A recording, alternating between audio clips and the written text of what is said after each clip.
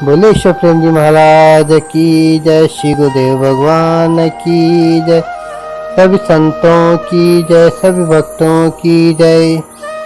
श्रद्धेय उपस्थित सज्जनगण, मेरी माताओं और बहनों, सुंदरकांड एक ऐसा अध्याय जिसके विषय में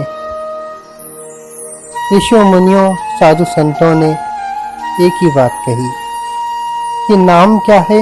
सुंदर। और कांड का अर्थ है पाठ, अर्थात वह अध्याय जो सुंदर है। रामायण में अनेक दूसरे भी कांड हैं, लेकिन उन कांडों में कहीं प्रेम है, कहीं विरह है, कहीं हिंसा है। लेकिन इस अध्याय में भक्ति है, प्रेम है, प्यार है, श्रद्धा है, समर्पण है। इसलिए इस अध्याय का नाम सुंदरकांड रखा गया। मुख्यतः इस कांड को हनुमंत लाल जी का कांड भी कहा जाता है। इस कांड से हमें शिक्षा मिलती है कि हनुमान जी के अंदर अपने प्रभु श्री राम जी के प्रति कितनी अगाध भक्ति है, कितना विश्वास है। इस अध्याय के द्वारा गोस्वामी जी ने हमें अनेक सुंदर सुंदर शिक्षाएं देने का प्रयास किया है। आप प्रारंभ ही मंगलाचरण से करते हैं। मंगलाचरण में वंदना है प्रभु की। किसकी वंदना? मालिक की वंदना। कि कई बार प्रश्न आते हैं ना कि हमारे प्रभु कौन है, हमारे मालिक कौन है। गोस्वामी जी से भी जब वे मानस लिख रहे थे तो वे जानते थे कि लोग मुझसे प्रश्न करेंगे, और लोगों ने प्रश्न भी उनसे किया कि आखिर आपके राम कौन है। गोस्वामी जी पहले ही जानते थे,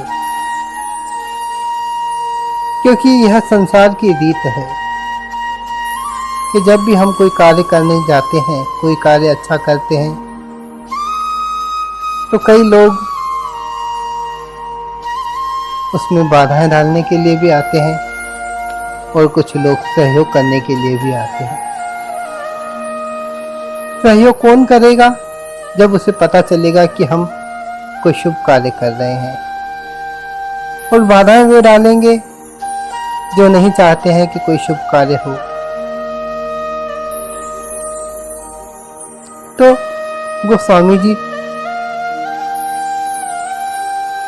इस बात का एहसास रखते हुए कई जगह आपने हमें बताया भी कि मैं किस राम की वंदना करता हूँ।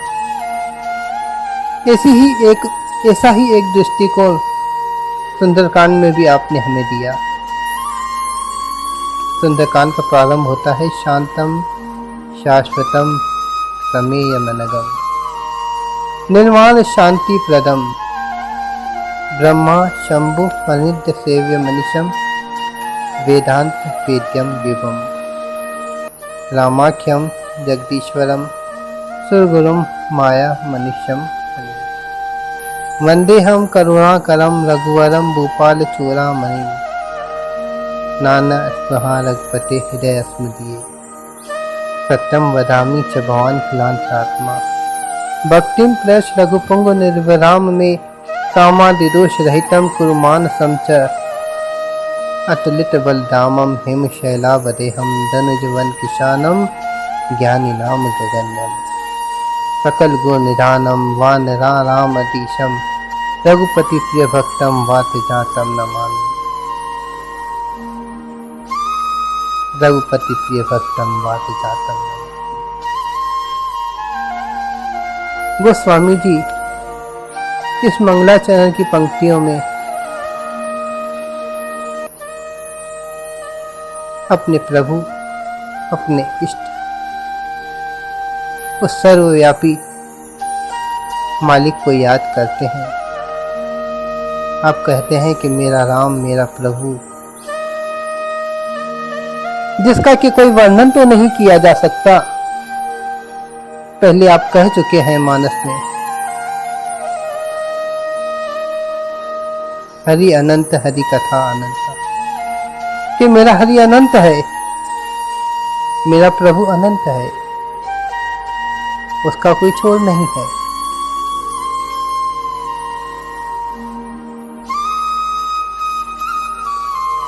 मेरा मालिक जिसकी कोई व्याख्या कर नहीं सकता, लेकिन फिर भी इस संसार को समझाने के लिए, प्रभु भक्तों को समझाने के लिए, प्रभु भक्तों के अंदर प्रेम को जागृत करने के लिए आपने हमें उस परमात्मा के स्वरूप का एहसास करवाया। आप कहते हैं शांतम शाश्वतम प्रमेय मनगम, की जो शांति स्वरूपा है, जो शाश्वत है, सनातन है, प्रमेय मनगम जो प्रमाणों से परे है। प्रथम शब्द शांतम, कि वह मालिक शांति स्वरूपा है, वह शांति का दातार है, जिसके मिलने मात्र से हमारे भीतर में शांति आती है, जिसका नाम लेने मात्र से भीतर में शीतलता आती है।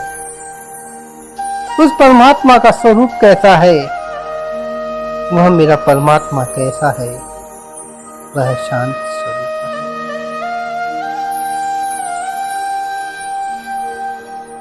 शाश्वत है, वह सदा रहने वाला है। उस मालिक की कभी मृत्यु नहीं होती, न जन्म लेता है न मरता है। वह जन्म मरण से परे है, क्योंकि जो जन्म लेगा वह मरेगा। वह मालिक जन्म मरण से परे है। उस परमात्मा के द्वारा सारी सृष्टि रची गई है, और इस सृष्टि को रच करके वह परमात्मा इस सारी सृष्टि में व्याप्त है। एक संत उदाहरण देते हैं कि जिस प्रकार मकड़ी जाला बुनती है और फिर उसी जाले को खा जाती है, उसी प्रकार परमात्मा ने इस सृष्टि की रचना की है, और अंत में यह सारी सृष्टि परमात्मा में ही समा जाएगी। वह सनातन है। आदिकाल में जब कुछ नहीं था, कुछ भी नहीं था, तब मेरा परमात्मा था।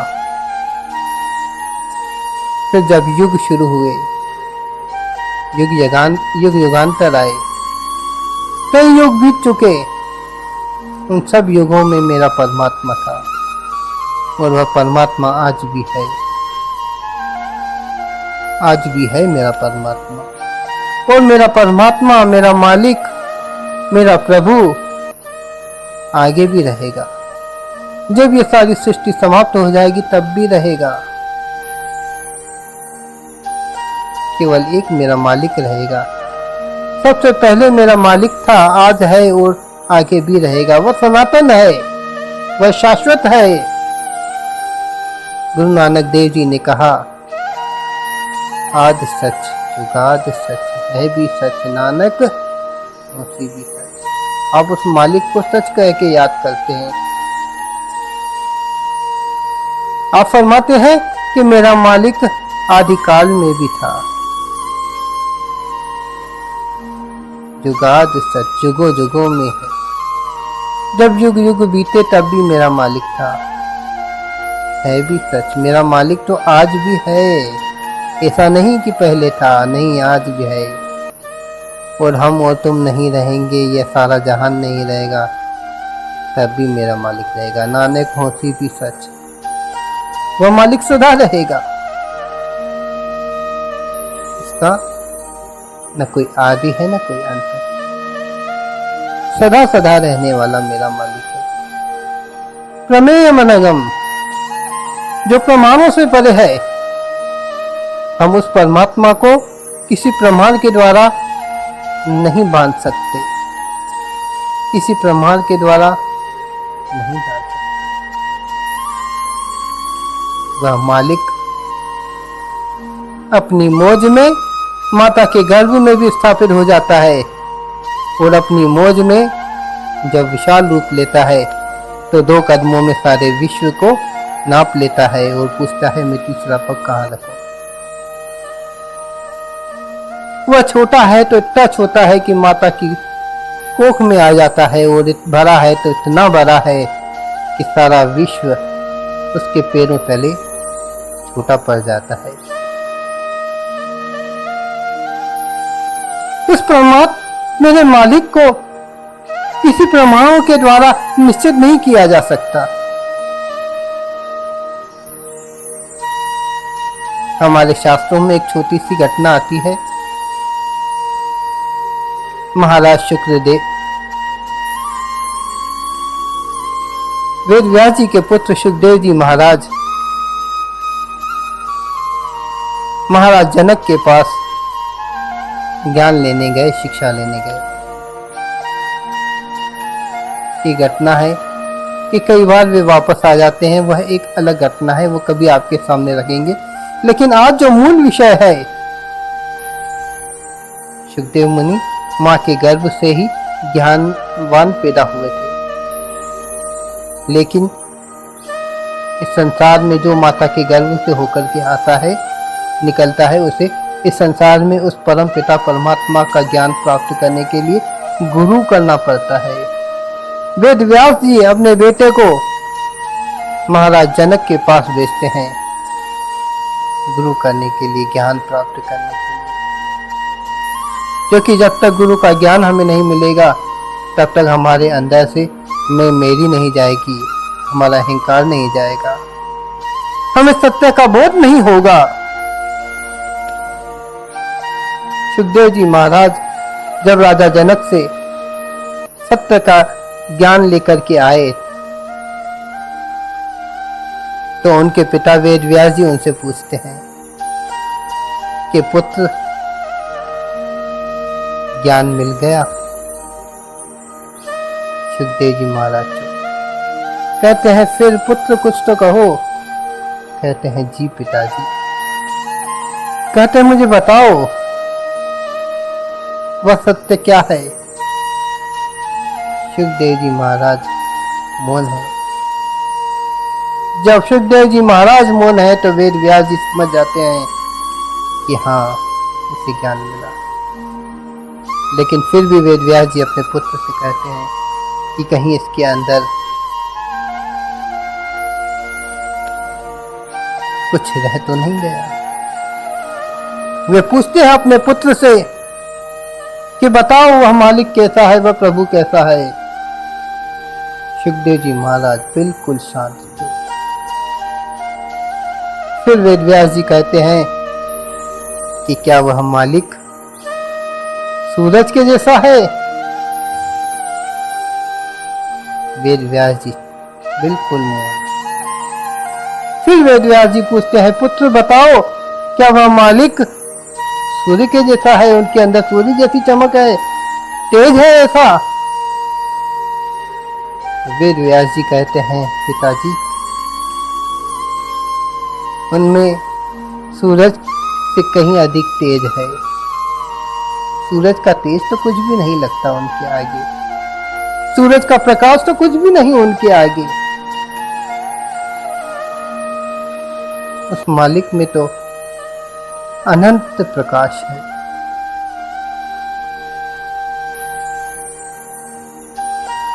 आप कह सकते हैं कि हाँ सूरज के जैसे प्रकाशवान है, लेकिन सूरज की जो प्रकाश निकलता है उसमें तपिश है, लेकिन मेरे मालिक में कोई तपिश नहीं है। वे तो प्रकाश के पुंज हैं। ऐसा लगता है कि सारी सृष्टि में उन्हीं से ही प्रकाश फैल रहा है। वेद व्यास जी के मुख पर तो संतुष्टि आई। फिर वेद व्यास जी पूछते हैं कि पुत्र क्या वे चंद्रमा के जैसे हैं? क्या उनके अंदर चंद्रमा के जैसी शीतलता है? सूरज का तेज नहीं है तो उनके अंदर क्या शीतलता है? वेद व्यास जी कहते हैं पिताजी मेरे मालिक में चंद्रमा के जैसी शीतलता है, आप कह सकते हैं, लेकिन उनके अंदर तो अनंत शीतलता है। लेकिन आपके चंद्रमा में दाग है, स्पॉट है, लेकिन मेरे मालिक में कोई दाग नहीं है, कोई दाग नहीं। तो बताओ बेटा बताओ, वेदव्यास जी कहते हैं वो कैसे हैं, तू ही बताओ वे कैसे हैं। वेदव्यास जी कहते हैं पिताजी वह मालिक कैसा है तो मैं बता ही नहीं सकता, क्योंकि मालिक के जैसा तो इस संसार में कोई है ही नहीं। मैं आपको कैसे बताऊं कि वे कैसे हैं। सो कहने का अर्थ यह है कि वह मालिक प्रमाणों से परे है।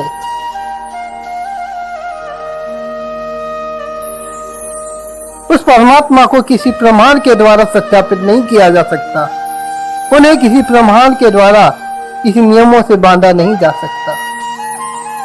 तमेह मनगम निर्वाण शांति प्रदम की मेरा मालिक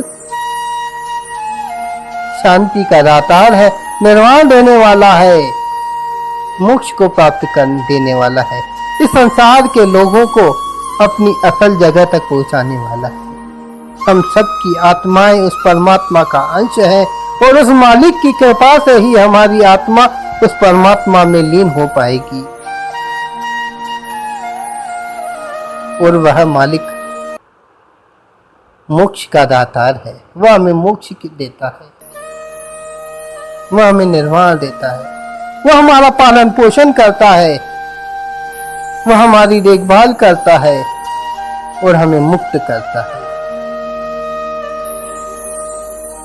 ब्रह्मा शंभु फनिद्य से जिसकी पूजा ब्रह्मा जी, विष्णु जी और स्वयं रुद्र शिव जी करते हैं। वेदांत वेदम विदम के जो वेदों के द्वारा जाना जाता है, ये सारे वेद उस परमात्मा की महिमा का वर्णन करते हैं, अलग अलग प्रकार से बतलाते हैं कि मालिक कैसा है, मालिक कैसा है, मालिक ऐसा भी है, मालिक ऐसा भी है।